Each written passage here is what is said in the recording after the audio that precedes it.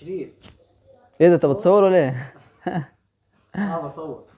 بقول لك يا عم، الناس الايام دي كل شويه كل واحد محتار مش عارف يدخل سياحه ولا صنايع ولا ثانوي ولا ايه بالظبط. طب ما تيجي نعمل حلو. فيديو عن الكلام ده. فكرة فيديو؟ صدق فكرة جامدة، يلا بينا. ايه ازيكم يا أخوة؟ فكرة الفيديو النهارده هقول لكم كل حاجة عن الثانوي والسياحة والصنايع والزراعة وكل حاجة، بس عايزك قبل ما تبدأ الفيديو وتشوف الفيديو الجمدان، هتشوف الجمدان على طول، لايك سبسكرايب يا صاحبي، عايزين بالله عليك نوصل ل 1000. سيبك من الكي دي عشان في ناس بتستعبط وتكتب لك تقول لك اصل في 1000 بتتكتب كده. يا عم انت مالك؟ انت مالك؟ يا عم انت مالك؟ يلا بينا.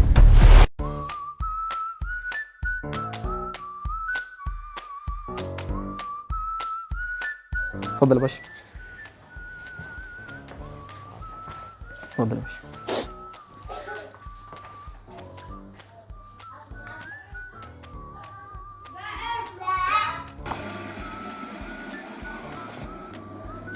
مساء الخير يا فندم. هتطلب حاجة النهارده يا فندم ولا استنى شوية؟ اديني كده 5 دقايق. ماشي يا فندم. تطلب حاجة يا فندم؟ بص، هات لي بطاطس مع 2 صوص. عندكم باتيه شوكولات؟ في يا فندم. تمام ماشي، هات واحد. تمام ماشي. وهات لي حاجه طبعا ماشي، خليها عصير ليمون. ماشي. تمام. دلوقتي يا فندم الاوردر بتاعك بطاطس مع 2 صوص، باتيه بالشوكولاته وليمون سخن. بالظبط. اي حاجه تانية يا فندم؟ تسلم حبيبي. ماشي يا فندم. اتفضل اكل يا فندم.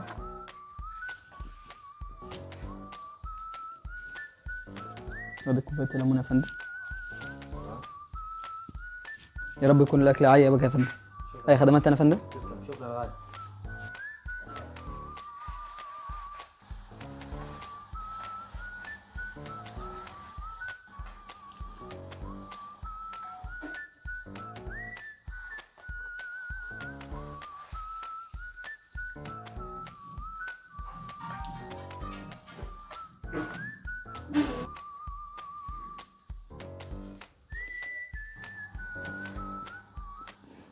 وهنا هنسأل طالب في السياحة عن السياحة. ايه رايك في السياحه؟ الساحة دي مش عجباني، المدرسة هناك صعبة، كل يوم بناجي، حاسسها كده تقيلة، بس هي لبسها نظيف فأحسن من الثانوي، دراسة الثانوي تقيلة. طيب انت لو خيروك، لو رجعت بالزمن تخش سياحة تاني ولا تخش اي حاجة تاني؟ لا أخش سياحة تاني. ليه؟ عشان النظافة. وإيه رأيك أنت في السياحة؟ انا كانت السنة اللي فاتت كانت اخذ لي سنة، بس الصراحة انا شايفها من احسن الحاجات اللي كانت في السياحة، يعني احسن من الصنايع واحسن من الثانوي واحسن من الزراعة. انا شايفها السياحة احسن حاجة، لبس زي ما انت شايف جاليه ولبيبيون وحاجات كتير، احسن حاجة. بس شكرا يا معلم. وزي ما انتم شايفين هنبدا بعدين، بعد ما انتم شفتوا اللي فات ايا كان الثانوي والسياحه ايا كنتوا شفتوه، هنبدا بالزراعه. بيفهموا بتوع الزراعه ان ازاي دي تزرع دي ولا دي ما تزرعهاش، او دي ينفع تزرعها هنا دي ما ينفعش تزرعها عشان على حسب المنطقه اللي انت فيها، مثلا الشمس هتمطر عليها والكلام ده. وري يا مصطفى الناس الدنيا عامله ازاي، وري شايف السحابه الدنيا منظمه يعني. وهنا نفس الكلام، يعني مثلا نوعيه، تعالى قرب جاي، يعني مثلا نوعيه زي دي ينفع تزيقي كل يوم، النوعيه دي ينفع تزيقي مثلا كل يومين، على حسب بقى الزرع. ولو حابين اللي لسه ما دخلش عايز يخش ايه، بس انا من رايي تخش سياحه يا صاحبي، عن خبره وعن تجربه. انا خلصت السياحه كانت اخر سنه ليه، فعايزك تخشها يعني. بس يلا بينا. تعالى كده هوريكم حاجه يا جدعان، هوريكم فرق بين الزرعه والزرع زي ما انتم شايفين. تعالى سيشن هو حاسب، يعني مثلا ادي مثلا زي ما انتم شايفين، على حسب برضه الزرع. دي ادي طويله رغم ان دي صغيرة، سبحان الله. سبحانه يا والله، بس مش قصدي. ممكن دي تزرع مع دي، بس دي تطلع الاول ليه؟ عشان دي نوعيتها اصلا طويلة، عكس دي معمولة للنجيلة او لسه بتكبر، بس دي غير دي. طبعا شريف قال كل حاجه حرفيا طماع، بس يعني في حاجه كنت عايز اقولها بالنسبه يا جماعه للزراعه عامه. ليه الناس شايفه ان الزراعه حاجه وحشه؟ ليه الناس شايفه ان دول جماعه الخلا؟ ليه؟ مع ان انت عارف المناظر الطبيعيه شكلها احسن. فبعيدا عن الزراعه ليها متعه، انت ليك متعه وانت بتزرع، وليك متعه لما تشوف الزراعه دي كانها بنتك وهي بتكبر كده.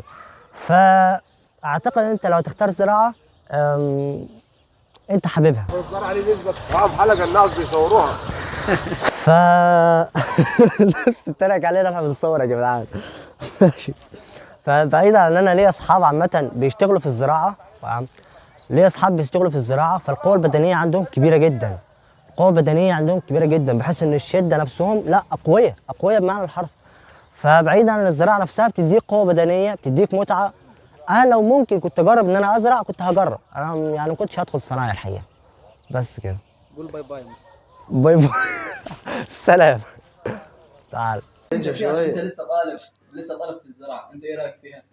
حلوة كايه مثلا؟ كحضور.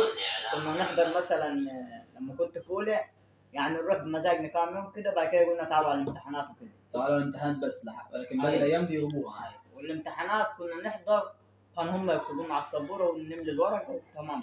وكده خلصت مدرستك. خلصت.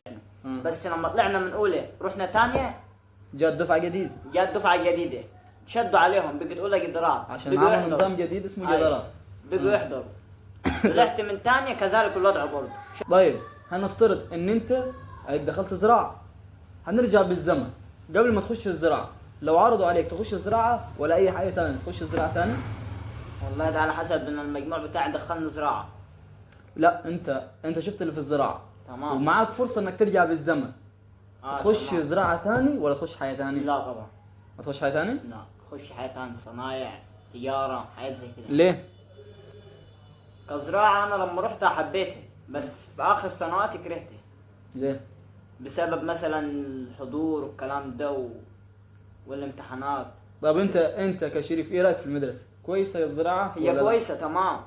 في الامتحانات تمام، يكتبوا لكم الكلام ده، يكتبوا لنا وكده. المصلحه للعيال الفاشله، استعبط.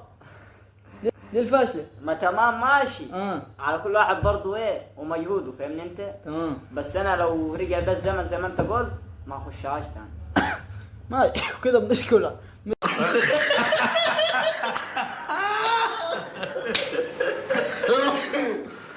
مستر شريف نقول لك ثانك يو باتش ماتش. تمام. وكده ندخل على قاتل الشباب الثانوي العام. يلا بينا على الثانوي. اقلب.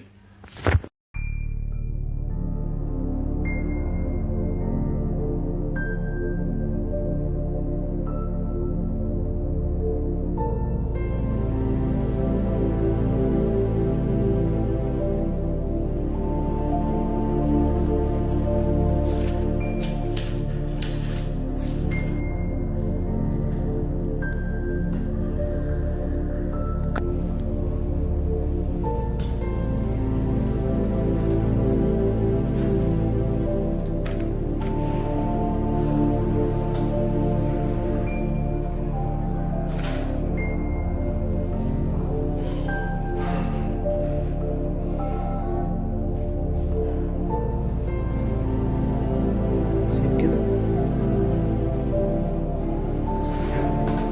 صلي على محمد.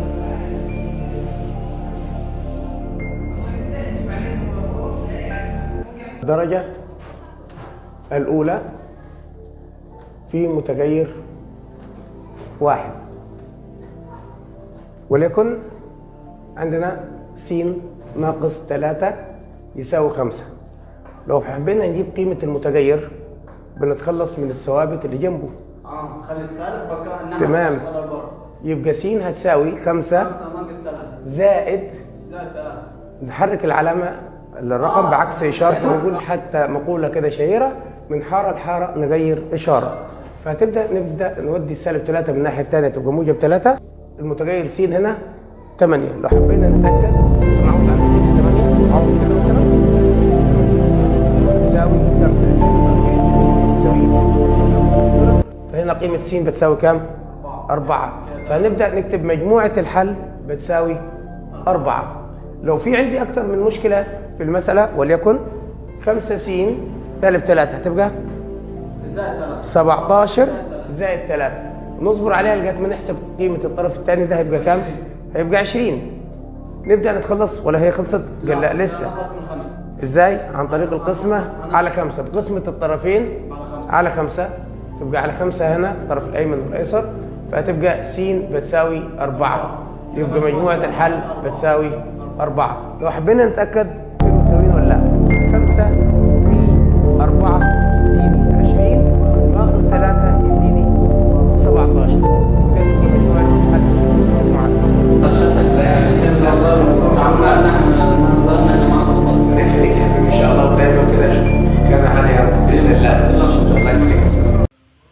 دلوقتي نحن هنسأل طالب تالتة ثانوي، والطالب ده هو بيشتغل وبيدرس في نفس الوقت، وهو مثال للطالب المثالي، وربنا يوفقه ويكرمه ان شاء الله. وهو بصراحة استضيفنا استضافة مجرم، وبتمنى له كل التوفيق. اخويا وحبيبي فيرجن فان دايك محمد ايمن. ابو ايمن الشيف ايه الاخبار؟ انت ليك وحشه يا عم، فين؟ وانت اكتر والله غالي. اين قاعدين؟ عايزين نساله سؤال على السريع. ايه رايك في الثانوي يا محمد ايمن؟ كانت طالب لسه في الثانوي واخر سنه دي ليك صح؟ ايه رايك في الثانوي؟ والله هي بص، من ناحيه الدروس فهي ضغط الدروس كتير وبتاع، بس هو خفف شويه في المواد بتاعت الدروس. تمام.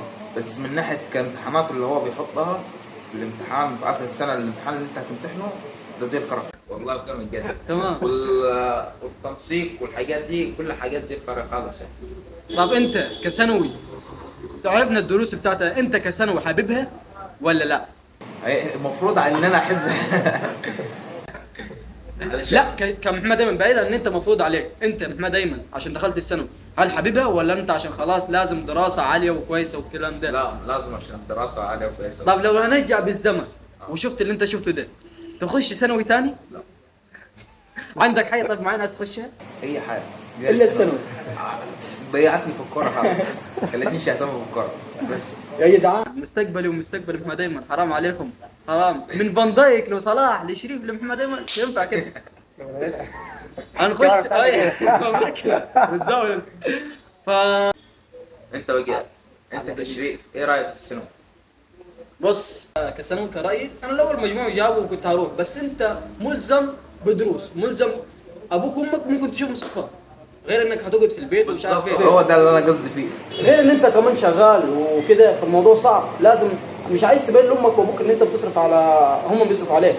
الموضوع ده عفش يعني. كشريف الثانوي ده اخر حاجه ممكن اخش. شوف ادي في صنايع وسياحه وزراعه، الزراعه اللي هي اقل واحده، لا انا ممكن افضل الزراعه للثانوي.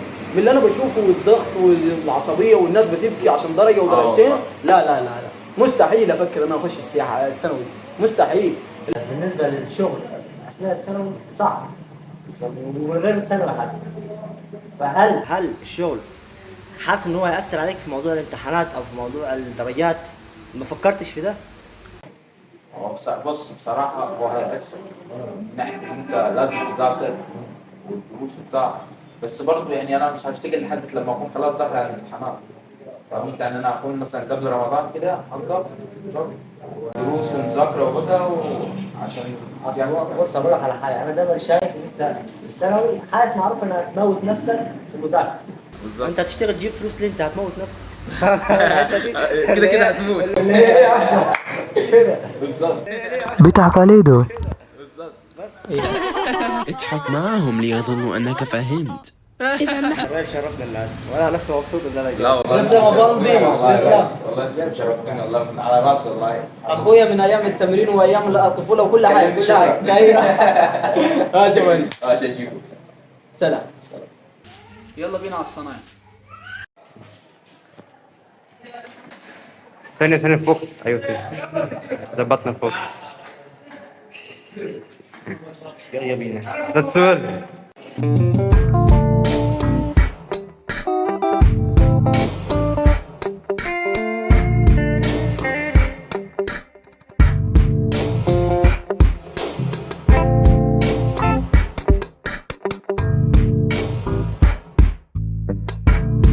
هذه يا اخواننا هي مدرسة.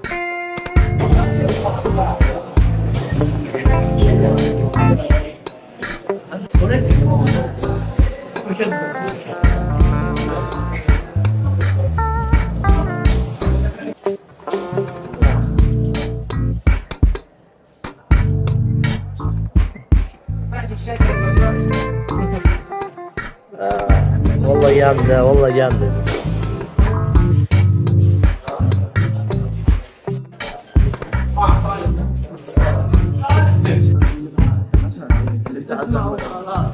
يطلع النبي تغير مكان.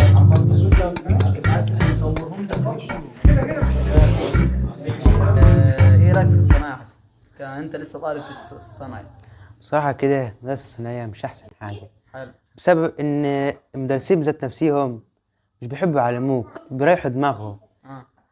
سايبينك يغششوك لحالك. بس. اه اول بالظبط. ما اخر السنه يغششوك بس. بيسيبونا نغش، بس برضو كتعليم انت ما فيش تعليم. مفيش تعليم، دماغتنا فارغة جدا ولا بنستفيد حاجة منيها، بنروح وخلاص حرفيا. عشان حضور برضو الغياب والكلام دوت. طب انت كمدرسه حبيبه ولا كصناعي؟ لا طبعا ما فيهاش حاجة فاضية حرفيا. حتى المدرسين هناك مش محترمين كمان. كمان هيفضحهم. هتشتم المدرسين ليه يا حسن؟ طيب لو جانا بالزمن، انت قدامك صنايع وقدامك اي حاجه تاني، تخش صنايعي تاني؟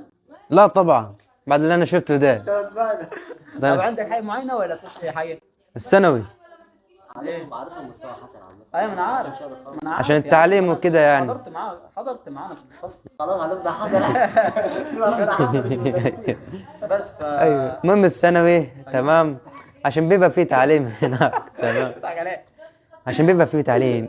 انا خدعوني، انا افتكرت الصناعي بيبقى فيه حاجه نتعلمها. ما تضمنش، ما احنا سالنا حد في الثانوي هيشوفوا الفيديو، سالنا حد في الثانوي وقال لك في عك وما عكش ومش عارف ايه. طب ما ده ممكن تلاقي فيه جرب، بس انت شايف ان الثانوي احسن من الصناعي بسبب ان في برضه في الثانوي تلاقي في شروحات على النت، تلاقي كتير جدا. حلو.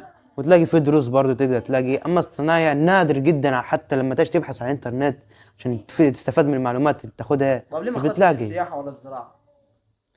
صراحه كده عشان انا من ميولي اللي هو، او من انا صغير بتحب تذاكر؟